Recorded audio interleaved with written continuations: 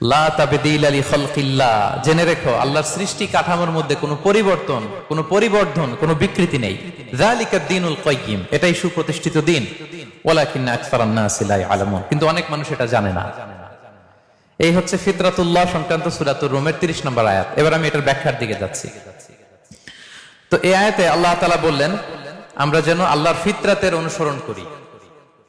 আল্লাহ যে প্রকৃতিতে মানুষ সৃষ্টি করেছেন এর অনুসরণ যেন করি, এবং আল্লাহর সৃষ্টির মধ্যে যেন কোনো বিকৃতি আমরা না করি, আকৃতির যেন কোনো বিকৃতি না করি, কোনো পরিবর্তন না করি, কোনো পরিবর্ধন না করি। অর্ডারটা কার? সবাই আওয়াজ করে বলবেন, আদেশটা কার? আল্লাহ বললেন ফিতরাতের অনুসরণ করো এবং আমার সৃষ্টির মধ্যে কোনো পরিবর্তন করো না, পরিবর্ধন করো না, বিকৃতি করো না। এখন ফিতরাত মানে কি? হোয়াট ইজ ফিতরাত? What is the essence of ফিতরাত? সম্মানিত শুধু ফিতরাত মানে হচ্ছে ইসলাম। আওয়াজ করে বলুন, ফিতরাত মানে কি? ইসলাম। পৃথিবীর প্রতিটা মানুষ ফিতরাতের উপর জন্মায়, মানে ইসলামের উপর জন্মায়। কিসের উপর জন্মায়? সহিহ বুখারীর একটা হাদিস শোনায়, বিষ্ণু ইসা ইসলাম ইরশাদ করছেন, কুল্লু মাউলুদিন ইউলাদু আলাল ফিতরা ফাআবাওয়াহু ইউহাউবিদানি আও ইউনাসসিরানি আও ইউমাজ্জিসানি।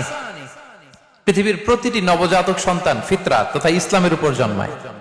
পরবর্তীতে তাদের ওই সন্তানের বাবা মা তাকে হয় ইহুদি বানায়, নয় নাসারা বানায়, নয় অগ্নি উপাসক বানায়, কিন্তু সে জন্মগ্রহণ করেছে কিসের উপর? ফিতরাতের উপর, ইসলামের উপর। আজকের দিনে ভারতের কোন হিন্দু ফ্যামিলিতে যে ছেলেটা জন্মগ্রহণ করেছে সে মুসলিম হয়ে জন্মেছে, ঠিক কিনা? কথা বলেন, কি হয়ে জন্মেছে? আজকের দিনে কম্বোডিয়াতে কোন বৌদ্ধ ফ্যামিলিতে যেই নবজাতক সন্তানটা জন্মালো সে মুসলিম হয়ে জন্মেছে, ঠিক কিনা? আজকের দিনে যুক্তরাষ্ট্রে কোন খ্রিস্টান ফ্যামিলিতে যে নবজাতক সন্তানটা জন্মালো সে কি হয়ে জন্মালো? মুসলিম হয়ে জন্মায়। পরে বাবা মা তাকে খ্রিস্টান বানায়, বাবা মা তাকে বৌদ্ধ বানায়, বাবা মা তাকে নাস্তিক বানায়, বাবা মা তাকে হিন্দু বানায়, কিন্তু জন্মেছে কিসের উপর? ফিতরাতের উপর, অর্থাৎ ইসলামের উপর। তাহলে সম্মানিত শুধু বিষ্ণু ইসা ইসলামের এই হাদিস থেকে, সহিহ বুখারীর বর্ণনা থেকে আমরা বুঝলাম পৃথিবীর প্রতিটা মানুষ ইসলামের উপর জন্মগ্রহণ করে, মুসলিম হয়ে জন্মায়। পরবর্তীতে পরিবেশ, শয়তানের ওয়াসওয়াসা, মা বাবার ইনস্ট্রাকশন, এনভায়রনমেন্ট, সার্কামস্ট্যান্সেস, এগুলো তাকে অন্য ধর্মে ট্রান্সফার করে, কিন্তু basically he is a Muslim. Basically সে কি? একজন মুসলিম। তাহলে ফিতরাতের প্রথম অর্থ আমরা পেয়ে গেলাম। ফিতরাতের প্রথম অর্থ হচ্ছে ইসলাম। আওয়াজ করে বলতে হবে, ফিতরাতের প্রথম অর্থ কি? ইসলাম। সব সন্তান, নবজাতক সন্তান ইসলামের উপর জন্মায়। তো ফিতরাত অর্থ যে ইসলাম, এটা এমন ইসলাম যেটা মানুষের স্বভাবজাত ধর্ম, স্বভাবজাত বৈশিষ্ট্য, এবং ইসলামের সবকিছু প্রকৃতির সাথে পুরোপুরি সামঞ্জস্যশীল। আলহামদুলিল্লাহ। ইসলামের যত বিধান, যত আহকাম, যত রুলস এন্ড রুলিংস আছে, কোডিংস আছে, রেগুলেশনস আছে, সব এটা পরিবেশ সম্মত, এটা জীবন সম্মত, এটা রুচি সম্মত। ইসলামের কোনো বিধান আপনার রুচির সাথে কন্ট্রাডিক্ট করবে না। সুবহানাল্লাহ পড়বেন না? কি চমৎকার ধর্ম আমরা পেয়েছি, আলহামদুলিল্লাহ। আমি অনেক ফিরিস্তি দিতে পারবো অন্যান্য ধর্মের, ওইদিকে আমি যেতে চাই না, কোন ধর্মকে আমি ছোট করতে চাই না। অন্যান্য অনেক ধর্মের অনেক বিধান আছে যেটা আমাদের আকলে ধরে না, আমার রুচির সাথে যায় না, এটা আমাদের স্বভাবজাত ক্যারেক্টারিস্টিক্স এর সাথে যায় না। কিন্তু ইসলামের এমন কোন বৈশিষ্ট্য কি আছে যেটা আমাদের রুচির সাথে মেলে না? এরকম আছে? একটাও নাই। সুবহানাল্লাহ। তো এজন্য যার ফিতরাত নষ্ট হয়নি সে স্বাভাবিকভাবেই ইসলামের প্রতি আকৃষ্ট হবে। আই রিপিট, যে তার ফিতরাকে প্রিজার্ভ রেখেছে সে বাই ডিফল্ট ইসলামের প্রতি আকৃষ্ট হবে, তার ভালো লাগবেই। এর কারণ এই যে আমরা পৃথিবীতে বসবাস করছি এটাকে বলে আলামুদ দুনিয়া, দুনিয়ার জীবন। এরপরে আমরা যাব মৃত্যুর পরে আলামু আল বারজাখ, বারজাখের জগৎ। এই পৃথিবীতে আসার আগে আমরা ছিলাম আলামুল আরওয়াহে, রূহের জগতে।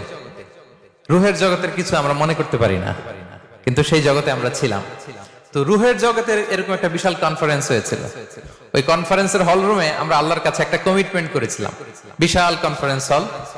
আল্লাহ তাআলা সাইয়েদনা আদম আলাইহিস সালামের পিঠের মধ্যে হাত বুলিয়ে দিলেন, আর সাইয়েদনা আদম আলাইহিস সালামের পিঠ থেকে অযুত লক্ষ নিযুত কোটি কোটি রূহ বের হয়ে নিচে পড়লো, আলোর মতো করে কোটি কোটি রূহ বের হয়ে পড়লো। তো ওই রুহগুলোর মধ্যে আমাদের রুহ ছিল, আমরাও ছিলাম। তো সেখানে আল্লাহ তাআলা আমাদের একটা কভেনেন্ট নিয়েছেন, একটা এগ্রিমেন্ট, একটা স্বীকৃতি। সেটা কি? আল্লাহ তাআলা সেই রুহের জগতের কনফারেন্সে আমাদেরকে জিজ্ঞেস করেছিলেন, আলাস্তু বিরাব্বিকুম, আমি কি তোমাদের রব নই? আমরা কি বলেছিলাম? ক্বালু বালা ওয়া শাহিদনা, অবশ্যই অবশ্যই আল্লাহ তাআলা আপনি আমাদের রব, এবং আমরা সাক্ষী দিলাম, এবং আমরা সাক্ষী দিলাম। তো ওই যে রুহের জগতে আমরা যে আল্লাহকে কভেনেন্ট দিয়েছি, ওয়াদা দিয়েছি, ওই ওয়াদার কারণে ইসলামকে দুনিয়াতে আসার পর আমাদের বড্ড চেনা চেনা লাগে, আপন আপন লাগে। সুবহানাল্লাহ পড়ে। অনেক বৌদ্ধ বড়ুয়া আমার কাছে এসে দেখা করছে যে হুজুর আমি আপনার ওয়াজ শুনি, ধর্ম কি? কথা বলেন। আর হিন্দু কি পরিমাণে যে মুসলিম হয়েছে এটা তো আর পাবলিকলি আমি অ্যানাউন্সও করি না। কি পরিমাণে হিন্দু ভাইরা যে আমাদের আলোচনা শুনে এসে শাহাদা পড়ে ফেলছে এটার কোনো হিসাব নাই দেশে বিদেশে। এর কারণ ইসলামকে তার বড্ড চেনা চেনা লাগে, ইসলামের বিধানগুলো তার বড্ড আপন লাগে। ওই যে রুহের জগতে আমরা ইসলামের সাথে পরিচিত হয়ে এসেছিলাম। আল্লাহু আকবার। কোটি কোটি রুহের সামনে আল্লাহ বলেছিলেন, আলাস্তু বিরাব্বিকুম, আমি কি তোমাদের রব নই? আমরা বলেছিলাম ক্বালু বালা, হ্যাঁ আপনি আমাদের রব। ওয়া শাহিদনা, আল্লাহ আমরা সাক্ষ্য দিলাম যে আপনি আমাদের রব। সেই রুহের জগতের এগ্রিমেন্টের কারণে এই দুনিয়াতে ইসলাম আমাদের চেনা চেনা লাগে। এজন্য আমাদের কাজ হচ্ছে খুবই কনস্ট্রাকটিভ ওয়েতে ইসলামের বিউটিকে নন মুসলিমদের কাছে তুলে ধরা। কিন্তু ওই সময় তো আমাদের নেই, আমাদের তো বাহাস করা লাগবে। কি করা লাগবে? বাহাস, একের সাথে অপরের বাহাস, একের সাথে অপরের দ্বন্দ্ব, ডিফারেন্সেস, কন্ট্রোভার্সি, এগুলো নিয়ে আমরা ব্যস্ত। কিন্তু আমরা যদি প্রকৃত the spirit of Islam, the true essence of Islam non মুসলিমদের কাছে ছড়িয়ে দিতাম, সব মুসলমান হয়ে যেত। পশ্চিমে আমি দেখেছি তারা স্ট্রিট দাওয়া করে, রাস্তার মধ্যে দাঁড়িয়ে কোরআন নিয়ে বসে থাকে, সুন্দর সুন্দর লিফলেট নিয়ে বসে থাকে, জেসাস ক্রাইস্টের জীবনী নিয়ে বসে থাকে, ওদেরকে এটা গিফট করে, ওদের প্রশ্নের উত্তর দেয়। 2-4 মিনিট দাওয়াতি কাজ করলে ইনস্ট্যান্ট দাঁড়িয়ে ওরা শাহাদা পড়ে ফেলে। সুবহানাল্লাহ পড়তে পারলেন না মজা করে? এর কারণ ইসলামকে তার বড্ড চেনা চেনা লাগে, আপন লাগে, সেই রুহের জগতে সেই এগ্রিমেন্টের কারণে। তাহলে ফিতরাতের 1 নম্বর অর্থ হচ্ছে ইসলাম। আওয়াজ করে বলুন তো, ফিতরাত মানে কি?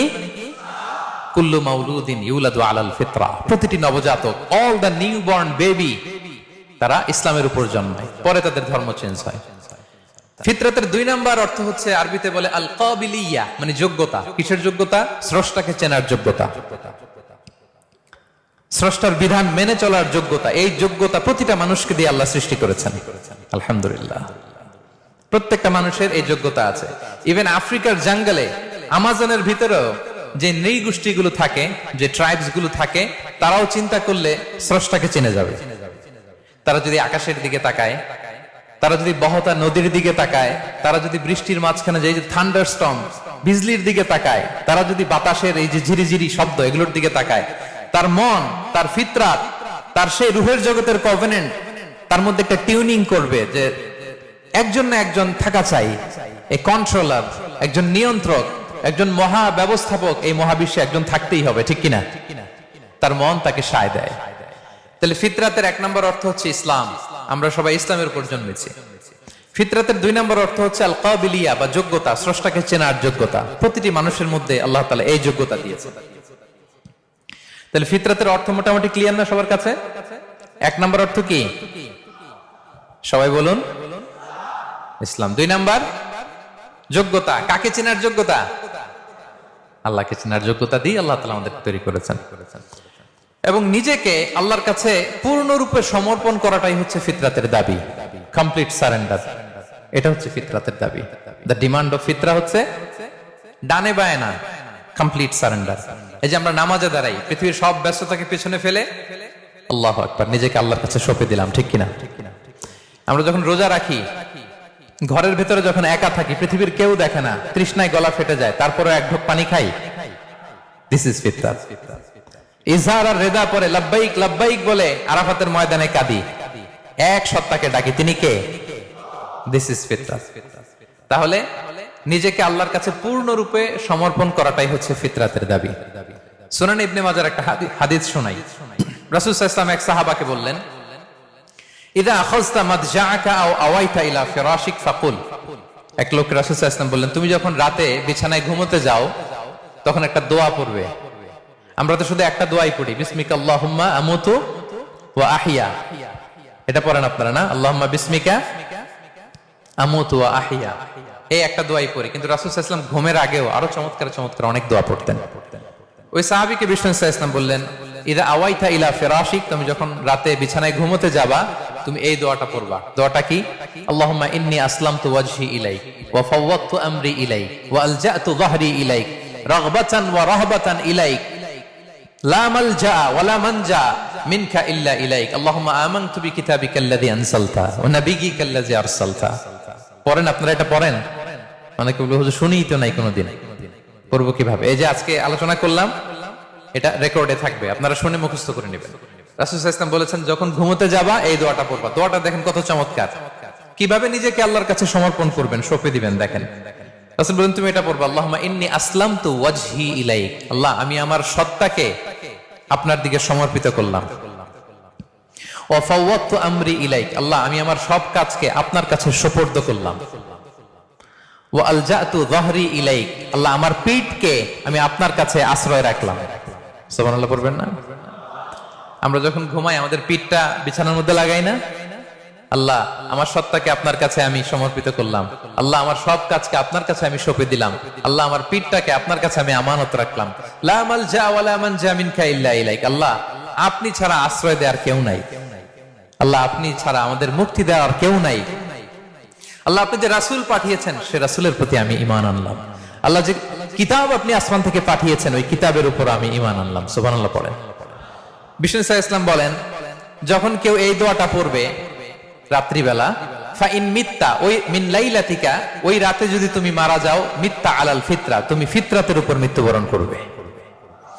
ওয়া ইন আসবাহতা আসবাহতা ওয়া ক্বাদ আসাবতা খাইরান কাসীরা, আর যদি রাতে মৃত্যু না হয় তুমি বেঁচে যাও তাহলে ওই দিনে তুমি প্রভূত কল্যাণ লাভ করবে। সুবহানাল্লাহ। তাহলে বলেন এই দোয়াটা পড়ার দরকার আছে না নাই? এই দোয়াটা যদি কেউ পড়ে সে মারা গেলে ওই রাতে ফিতরাতের উপর মারা যাবে। ফিতরাতের প্রথম অর্থ কি বলছিলাম? সবাই বলতে হবে, কি বলছিলাম? তাহলে এই দোয়া পরে রাতে মারা গেলে সে মুসলিম হয়ে মারা যাবে, ঠিক কিনা? তাহলে ফিতরাত, what is the essence of ফিতরাত? মোটামুটি বুঝে আসতেছে না আপনাদের? টপিকটা একটু নরম হয়ে আসছে না? আচ্ছা আরো নরম করে দিচ্ছি আপনাদের কাছে। এই পৃথিবীতে যা কিছু কল্যাণকর, যা কিছু স্বাভাবিক, যা কিছু ভালো, তাই ফিতরাত। সহজ হয়ে গেছে না? সহজ হয়েছে? এই পৃথিবীতে যা কিছু স্বাভাবিক, যা কিছু কল্যাণকর, যা কিছু ভালো, তাই ফিতরাত। আওয়াজ করে বলুন তো, তাই কি? ফিতরাত। মেরাজের রাতে বিশ্বনবী সাল্লাল্লাহু আলাইহি ওয়াসাল্লাম যখন ঊর্ধ্বাকাশে গেলেন, ঊর্ধ্ব জগতের ভ্রমণে গেলেন, তখন রাসূল সাল্লাল্লাহু আলাইহি ওয়াসাল্লামকে দুইটা বোতল দেয়া হলো। কয়টা বোতল? এক বোতলে দুধ, আরেক বোতলে মদ। আওয়াজ করে বলেন, এক বোতলে, সবাই বলে নাই, আওয়াজ করে বলুন তো, এক বোতলে, আরেক বোতলে, একসাথে বলুন, এক বোতলে, আরেক বোতলে, উতিতু বিইনাআইন। রাসূল সাল্লাল্লাহু আলাইহি ওয়াসাল্লাম বললেন আমাকে দুটো বোতল দেয়া হলো, ফি আহাদিহিমা লাবান, একটাই দুধ, ওয়া ফিল আখিরি খামর, আরেকটাই ওয়াইন মানে মদ। এটা দিয়ে জিবরাইল আমাকে বলল, ফাকিলা লি খুয আইয়াহুমা শিতা, নবী হে যেটা ভালো লাগে নেন। অপশন দিয়ে দিল, চুজ করেন কোনটা নেবেন, দুধ না মদ। রাসূল সাল্লাল্লাহু আলাইহি ওয়াসাল্লাম বলেন, ফা আখাযতুল লাবানা ফাশারিবতু, আমি দুধের বোতল নিলাম এবং সেটা পান করলাম। ফাকালা হুদিতাল ফিতরা, আসছে ফিতরাত। এবার জিবরাইল আলাইহিস সালাম বললেন, you are guided to the ফিতরা, আপনি ফিতরাতটাই গ্রহণ করেছেন। আল্লাহু আকবার। আরেক বর্ণনায় এসেছে, আও আসাবতাল ফিতরা, you have taken the right path, you are on the track of ফিতরা। নবী হে আপনি ফিতরাটা গ্রহণ করেছেন, সঠিকটা নিয়েছেন। আমা ইন্নাকা লাও আখাযতাল খামরা, দুধের বোতল না নিয়ে যদি মদের বোতল নিতেন, গাওয়াত উম্মাতুক, আপনার পুরো উম্মাহ ভ্রষ্ট হয়ে যেত, মিসগাইডেড হয়ে যেত। এবার বলেন, মদের বোতল, দুধের বোতল, কল্যাণকর কোনটা? স্বাভাবিক কোনটা? ভালো কোনটা? হেলদি ডায়েটরি কোনটা? তাহলে ফিতরা কাকে বলে বুঝে গেছেন? টপিকটা নরম হইতেছে, নরম হচ্ছে, সহজ হচ্ছে। তাহলে পৃথিবীতে যেটা কল্যাণকর, যেটা ভালো, যেটা রুচিসম্মত, সেটাই ফিতরা। সেটাই কি? আচ্ছা আরো সহজ করি, ফিতরাতের কিছু নিদর্শন রাসূল সাল্লাল্লাহু আলাইহি ওয়াসাল্লাম হাদিসে বলেছেন। এক হাদিসে বলেছেন 5টা, আরেক হাদিসে 10টা। কি কি? রাসূল সাল্লাল্লাহু আলাইহি ওয়াসাল্লাম বলেছেন খামসুন মিনাল ফিতরা, 5টা জিনিস আছে যেটা ফিতরাতের অন্তর্ভুক্ত। কি? এক নম্বরে আল খিতান, সার্কামসিশন। খিতান পর্যন্ত সুন্নাতে খাতনা, এটা ন্যাচারাল, এটা হেলদি, স্বাস্থ্যকর। বাংলাদেশে কিন্তু এই খাতনা নিয়েও এখন ষড়যন্ত্র হচ্ছে, ঠিক কিনা? দেখবেন যে হসপিটালে খাতনা করাচ্ছে বাচ্চার, ওই বাচ্চা মরে যাচ্ছে, এরকম ঘটনা আছে না নাই? মানুষ যেন বাচ্চাদেরকে খাতনা করাতে ভয় পায়। কত সুদূর প্রসারী ষড়যন্ত্র। ডক্টররা এত চমৎকার ভাবে খাতনা করাচ্ছে, ওখানে বাচ্চা মরে যাচ্ছে। আর আমাদের সময়ে সব হাজাম দিয়ে, ঠিক কিনা? মনে আছে তো নাকি? হ্যাঁ, হাজাম দিয়ে খাতনা হয়ে যেত, কিছুই হয় নাই, সবাই সুস্থ হেলদি। আর এখন ডক্টররা খাতনা করে, এখানে বাচ্চা মরে যায়। এটা ষড়যন্ত্র, ইটস এ বিগ কনস্পাইরেসি। এই কনস্পাইরেসি গুলোর ব্যাপারে আমাদেরকে সাবধান থাকতে হবে, ঠিক কিনা? এক নম্বরে খামসুন মিনাল ফিতরা আল খিতান, সার্কামসিশন, মুসলমানি করা। ইব্রাহিম আলাইহিস সালাম ওনার 80 বছর বয়সে নিজ হাতে নিজের সুন্নাতে খাতনা করেছেন। আচ্ছা, 2 নম্বরে আল ইস্তিহদাদ, পিউবিক হেয়ারস যেগুলো আছে দেহের অবাঞ্ছিত পশম, এগুলো পরিষ্কার করে রাখা। নাতফুল ইবিদ, বগলের পশম পরিচ্ছন্ন করে রাখা। তাকলিমুল আযফার, আঙ্গুলের নখ কেটে রাখা। নখ অনেকে এত বড় বড় করে রাখে, দেখবেন আছে না নাই? করা যাবে না, ময়লা জমে থাকে, আনহেলদি, খুবই বিশ্রী। নখ ছোট রাখতে হবে। কার কার নখ বড় আমি দেখতে যাব না, ভয় পাবেন না। আবার জাস্ট বলে দিলাম, নিজের সাথে নিজে বোঝাপড়া করে নিয়েন। আচ্ছা, তাকলিমুল আযফার গেল। কসসু শারিব, মোচ ছোট রাখা। এই হাদিসে 5টা। আরেকটা হাদিসে আছে ইফাউল লুহা, দাড়িকে ছেড়ে দেওয়া। দাড়িকে মাফ করে দিবেন আর মোচকে ছোট করবেন। বুঝতে পারছেন? অনেকে দেখবেন এইটারে রাখে বড়, এদিকে নাই। এখানে কার কার এরকম অবস্থা আমি জিজ্ঞেস করবো না, ভয় নাই। Feel free, feel like home. আপনি সানন্দে আলোচনা শুনেন। জাস্ট এই টেক অ্যাওয়ে মেসেজ নিয়ে যাবেন। This message is a take away message for today. সাথে করে নিয়ে যাবেন, নিজেকে রাতের বেলা জিজ্ঞেস করবেন কি করা দরকার। সব নবীরা দাঁড়িয়ে রেখেছেন। এবং দৃশ্যমান এই একটা সুন্নাহ নিয়ে কবরে যাওয়া যায়। সাথে করে আর কিছু নিয়ে যেতে পারবেন? আপনার দামি ব্লেজার তো সাথে যাবে, তাই না? হ্যাঁ, আইফোন 15, 16 যাবে না? ব্যাংক ব্যালেন্স, জুয়েলারি, অর্নামেন্টস, সঞ্চয়পত্র, এফডিআর, হ্যাঁ, বিএমডব্লিউ যাবে না। দৃশ্যমান দেখা যায়, অ্যাপারেন্টলি দেখা যায়, দৃশ্যমান একটা সুন্নাহ নিয়ে আপনি কবরে যেতে পারবেন। এটা কি? দাড়ি। যারা দাড়ি রাখছেন না তাদের কাছে জাস্ট প্রশ্ন রাখলাম, ভাববেন যে আমার রাখা উচিত কিনা। আমি জোরাজুরি করি না, কখনো জোরাজুরি করি না, কারণ জোরাজুরি না করে আমি ফল পাইছি বেশি, আলহামদুলিল্লাহ। জাস্ট মানুষের কাছে উপস্থাপন করি, হয়ে যায়, মানুষ গ্রহণ করে, আলহামদুলিল্লাহ। জাস্ট উপস্থাপন করলাম। যারা এটা বড় করেন নাই, বড় করে দিবেন, মুখ ছোট করে ফেলবেন। আচ্ছা, তারপর লাজুকতা, লজ্জা, লজ্জাশীলতা, এটা ফিতরাতের অন্তর্ভুক্ত। মেসওয়াক করা ফিতরাতের অন্তর্ভুক্ত। মেসওয়াক করেন তো আপনারা?